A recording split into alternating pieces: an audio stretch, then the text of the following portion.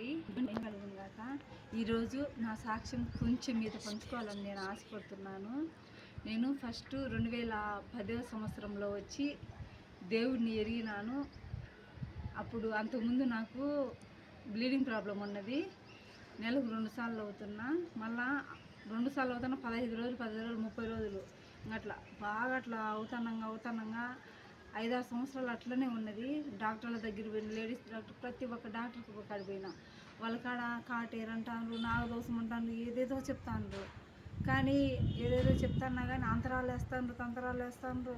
నా వల్ల వాళ్ళ తగ్గటమే లేదు. 2 రోజులు బాగుంటుంది, మళ్ళీ మామూలు అవుతుంటుంది. మా తల్లి కుటుంబం వచ్చి అన్నిళ్ళు దేవుని ఎరగని వాళ్ళు. అట్లని నా తల్లికి ఎవరో చెప్పిండ్రు, ఆ ఆమెను బాధపడుతుంది కదా, చర్చికి పంపియండి, మేము తీసుకెళ్తాము, బాగా అవుతుంది అని అన్నారు. ఇంకా నా తల్లి ఇంట్లో ఉండి ఏమన్నదంటే, అమ్మాయిని చర్చికి పంపిద్దాము, ఆడపిల్ల కదా ఏం కాదులే పంపిద్దాము అని అన్నది. మా ఇంట్లో వాళ్ళు ఎవరు ఒప్పుకోలేదు. కానీ నేను కూడా చెప్పిన పోతాను చర్చికి అని. కానీ అక్కడికి పోయినాక నాకు బాగైంది. మందులకు కానిది, అంతరాలకు కానిది, దేనికి కానిది దేవునికి అక్కడికి పోయినాక నాకు బాగైనాక మళ్ళా ఒక 2 సంవత్సరాలకు నాకు సంబంధం వచ్చింది సున్నాటికి.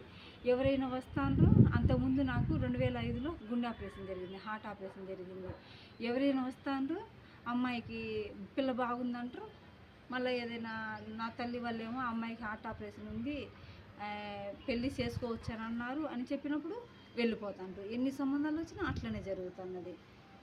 మా నాన్న చెప్పిన, నాన్న ఏదైనా పర్లేదు, బీదరికమైన పర్లేదు, నాకు చేసేసేయండి నాన్న అని చెప్పి. అట్లనే బీద వాళ్ళు నా భర్త వాళ్ళు వచ్చిండ్రు. వచ్చితే హార్ట్ ఆపరేషన్ అంటే పర్లేదు చేసుకోవచ్చు, మాకు కానీ డాక్టర్లు తెలుసు, మేము అడిగినాము అని చేసుకుంటామన్నారు. కానీ మా నాన్న వాళ్ళు అన్నారు, అమ్మాయి 2 years నుంచి చర్చికి పోతాండాలి అని అన్నారు. చర్చికి అంటే కుదరదు, మాది పల్లెటూరు కదా అని అన్నారు.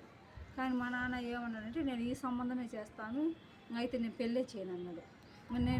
నాకేం చేయాలని అర్థం కాల. నాకు 4 మగపిల్లోళ్ళు, 2 మేము ఆడపిల్లోళ్ళము, నేను 5వ అమ్మాయిని. నాకేం చేయాలో అర్థం కాదు. నాకు ఒక సపరేట్ ఇల్లు ఉండాలని, కుటుంబం ఉండాలని నా ఆశ.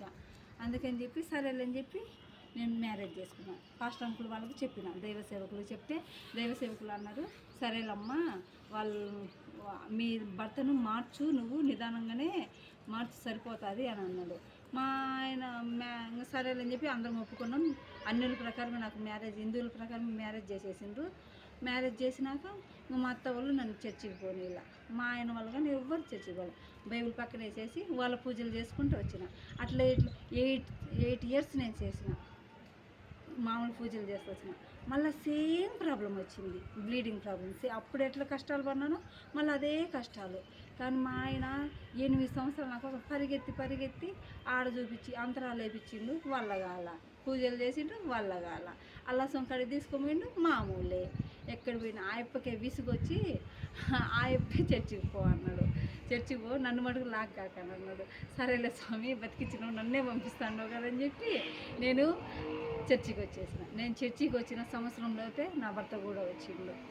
ఇద్దరము ఆ దేవుడిని నమ్మి రక్షణ బాప్తీసం తీసుకున్నాం. దేవుడు ఈ సాక్ష్యం దీవించుగాక. ఆమేన్.